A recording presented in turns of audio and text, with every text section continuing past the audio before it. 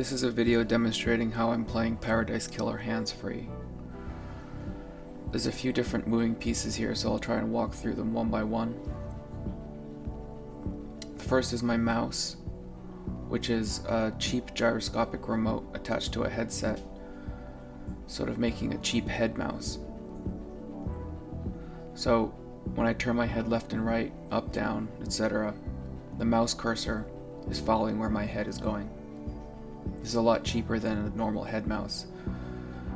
There's a link in the description with some more information about this. The next part is Talon. Talon is a very powerful and flexible voice command and control system. Right now it's off, so it's just listening to me talk, but I'll turn it on in a second to demonstrate this. The other piece of hardware I have is a kinesis foot pedal. It's a USB foot pedal that can be reprogrammed. Right now I'm just using one of the pedals as a left mouse button. Finally, if you look closely, you can see at the bottom of the screen that the Unreal development console or debug console is open.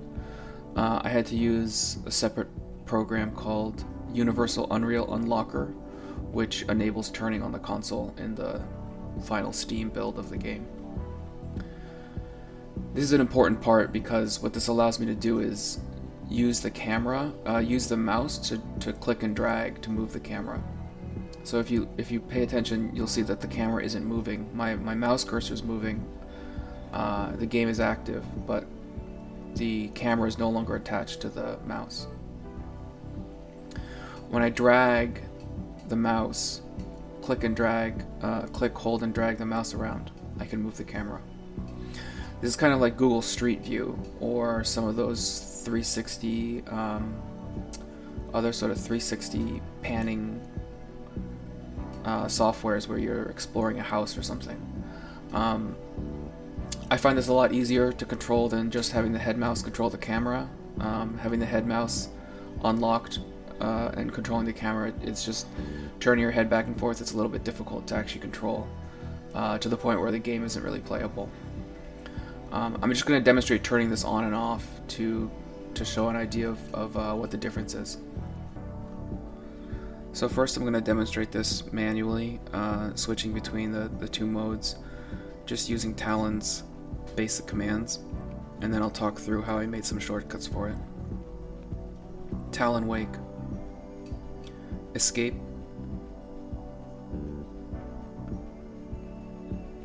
Talon sleep. So this is the mouse in the normal mode, just using mouse look. Wherever I turn my head, the camera's turning. And obviously this is totally fine when you're playing a game with a normal mouse, but with the head mouse it's pretty difficult to play this way. Talon wake, back tick, escape, back tick,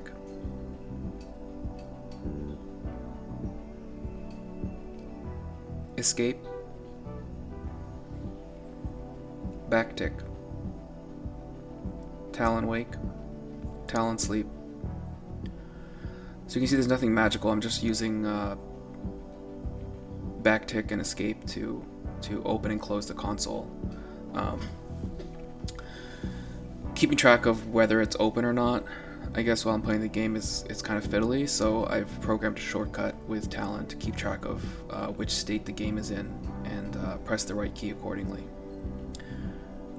Talon wake, look, look, look, look, look, look, Talon sleep. So it's pretty basic. It just keeps track of whether the console should be open or not. It can occasionally get out of sync if you're doing things manually, but as a basic shortcut it works really well. So the next thing that makes this playable hands-free is a built-in feature of Paradise Killer, which is auto walk. You can just press a key and the character will walk forward until you press the key and turn it off. I'm just going to demonstrate this using everything manually for a second, and then I'll talk through how I've used the shortcuts as well to implement this. Talon wake. Look. Backslash.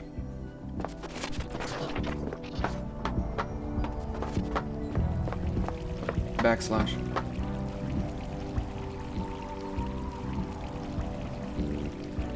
Look. Talon sleep. So of course when the console's open, you can't press any keys in the game because they'll get submitted to the console and be typed in.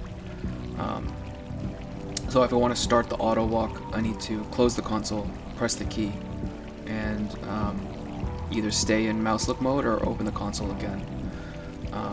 This is pretty easy to work around using Talon, just to program it to close the console, press the key, and reopen it. So I'll demonstrate that shortcut right now. Talon wake. Walk. Walk. Walk. Walk. Walk. Walk. Look. Walk.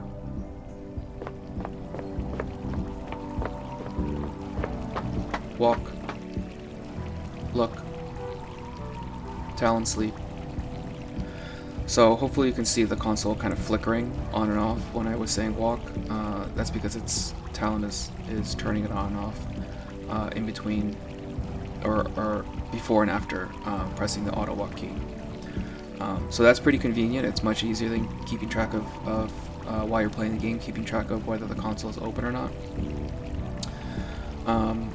One problem is that simply saying the word walk takes a little bit of time, so I've used some of Talon's built-in noise recognition commands to make that a little bit easier. So Talon supports a couple of noises out of the box, one of which is a popping sound. So I have a context-sensitive popping sound command which is attached to the auto walk. I can just demonstrate this with Talon asleep right now because it listens to the pop while I'm asleep. So if I pop like this, I'll start walking, and then if I pop again, it'll turn the auto walk off.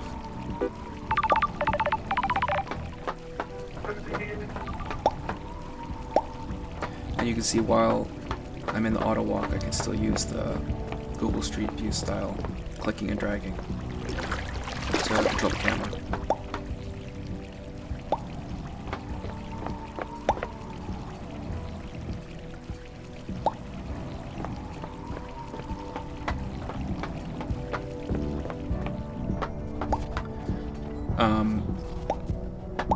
This basic idea is also how I implemented interacting with objects in the world. You just have to turn the console off, press the key, in this case E, and then open the console again. Talon wake. Examine. Examine.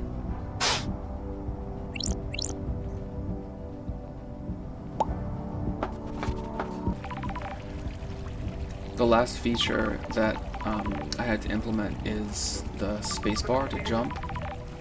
So over here there's a little ledge that we can't get up on unless we jump, so this is something I think you need in the game. The other sound that Talon has out of the box is a hiss. This will trigger while you're speaking sometimes, so I have it turned off. I'm just going to turn it back on and then demonstrate it.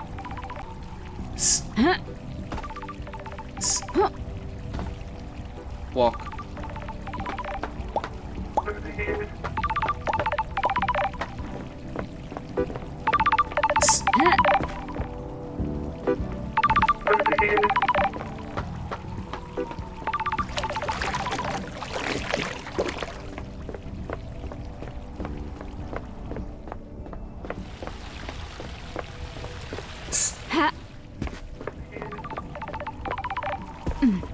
So you can see that the hiss sound triggers the spacebar just to jump, and that's a case where actually using the mouse look is maybe a little bit faster because you're not clicking and dragging. You can quickly respond and sort of move the camera to make those jumps.